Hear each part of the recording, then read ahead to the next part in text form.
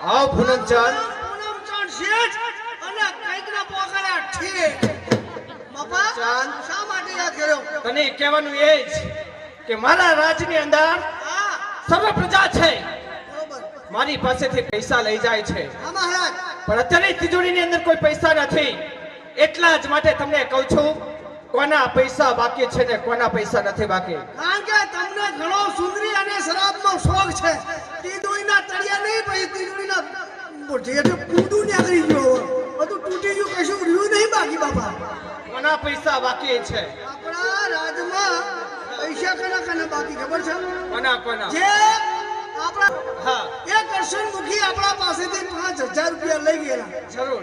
આજે ઘણા વર્ષો થઈ ગયા તે છતાંય મૂડી કે વ્યાજ હજુ 1 રૂપિયો આપ્યો નથી. તો તમારું શું કહેવું છે મહારાજ? પૂનમચંદ, કરશન